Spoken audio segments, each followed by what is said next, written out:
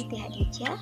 Pada kesempatan kali ini saya akan menjelaskan seputar ejaan bahasa Indonesia yang disempurnakan atau yang kita gunakan saat ini, yaitu EYD edisi 5. Baik, di sini saya akan menjelaskan ada 8 bagian dalam penggunaan huruf pada ejaan bahasa Indonesia yang disempurnakan atau EYD edisi 5. Nah, yang pertama, penggunaan huruf abjad, penggunaan huruf vokal, penggunaan huruf konsonan, gabungan huruf vokal, gabungan huruf konsonan, penggunaan huruf kapital, penggunaan huruf miring, dan penggunaan huruf tebal. Mari kita simak bersama-sama penjelasan mengenai 8 penggunaan huruf dalam ejaan bahasa Indonesia yang disempurnakan agar kita dapat menggunakan bahasa Indonesia dengan baik dan benar. Penggunaan huruf yang pertama yaitu penggunaan huruf abjad. Nah, huruf abjad dalam bahasa Indonesia terdiri dari 26 yang dimulai dari huruf A sampai dengan huruf Z. Berikut saya akan tampilkan 26 huruf abjad dalam bahasa Indonesia. Penjelasan selanjutnya yaitu mengenai penggunaan huruf vokal. Nah, dalam bahasa Indonesia, huruf vokal terdiri atas 5 huruf, yaitu A, I, U, E, dan O. Nah, huruf vokal dapat terletak pada posisi awal, tengah, maupun akhir. Nah, dapat kita lihat pada gambar berikut ini. Penjelasan selanjutnya, yang ketiga, yaitu penggunaan huruf konsonan.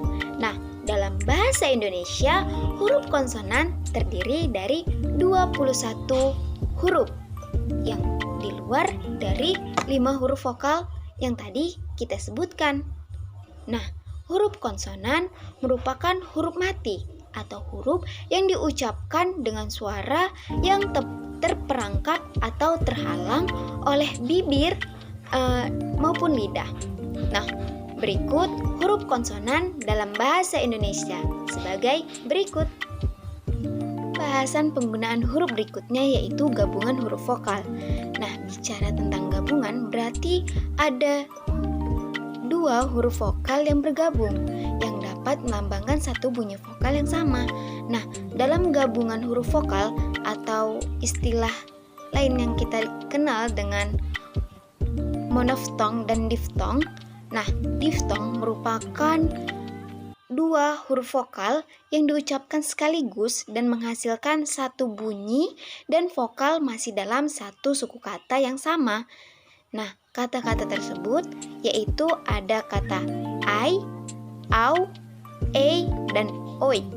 Nah, berikut gambar contoh kata yang huruf vokal bergabung dan huruf vokal bisa bergabung pada posisi awal, tengah, dan akhir.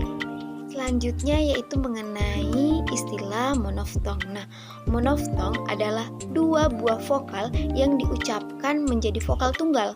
Nah, vokal tunggal ini dihasilkan dari kata artikulasi yang tetap terucap oleh alat bicara secara konsisten. Nah, proses perubahan ini disebut dengan monoftongisasi yang biasanya digunakan untuk memudahkan pengucapan. Nah, dalam perubahan monoftong ini biasanya kita menemukan pada kata ramai menjadi rame, satai menjadi sate, petai menjadi pete, gulai menjadi gule. Nah, adapun contoh lain sebagai berikut.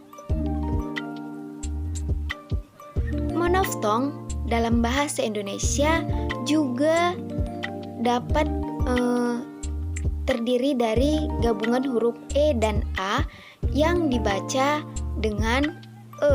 Biasanya monoftong ini ditemukan pada suku kata orang Sunda. Dapat dilihat pada contoh kata berikut ini. Pembahasan selanjutnya yaitu mengenai gabungan huruf konsonan. Nah, gabungan huruf konsonan adalah huruf konsonan yang terdiri atas dua huruf konsonan yang bergabung dan melambangkan satu bunyi konsonan. Misalnya huruf K yang bergabung dengan huruf H menjadi KH, dan biasanya huruf ini kita temukan pada kata khusus. Nah, gabungan huruf konsonan lainnya yaitu terdiri atas huruf N dan G yang dibaca eng, N dan Y dibacanya, dan S dengan huruf Y, si. Berikut ini adalah contoh kata yang terdiri atas gabungan huruf konsonan. Pembahasan yang keenam yaitu mengenai penggunaan huruf kapital. Dalam ejaan bahasa Indonesia yang disempurnakan edisi 5, ada 3 aturan dalam penggunaan huruf miring. Aturan yang pertama, huruf miring digunakan untuk menulis judul buku, judul film, judul album lagu, judul acara TV, judul sinair, judul lakon, dan media massa yang dikutip, termasuk dalam daftar pustaka. Contohnya sebagai berikut. Aturan yang kedua pada huruf miring digunakan untuk menegaskan atau mengkhususkan huruf, bagian kata, atau kelompok kata dalam kalimat. Dapat kita lihat contohnya sebagai berikut. Penggunaan huruf miring yang ketiga. Huruf miring digunakan untuk menulis kata atau ungkapan dalam bahasa daerah maupun asing. Nah, namun penggunaan huruf miring memiliki pengecualian, yaitu apabila ungkapan tersebut menyatakan nama orang, lembaga, organisasi, ataupun merek dagang. Pun catatan penting dalam penggunaan huruf miring yaitu apabila dalam naskah tulis tangan atau mesin tik bukan komputer, bagian yang akan dicetak miring ditandai dengan garis bawah dengan satu garis. Selanjutnya yaitu mengenai penggunaan huruf tebal. Nah, huruf tebal dalam ejaan bahasa Indonesia yang disempurnakan edisi 5 ada 2 aturan dalam penggunaan huruf tebal. Aturan yang pertama, huruf tebal digunakan untuk menegaskan bagian tulisan yang sudah ditulis miring namun ditulis kembali dengan cetak tebal. Seperti contoh berikut ini.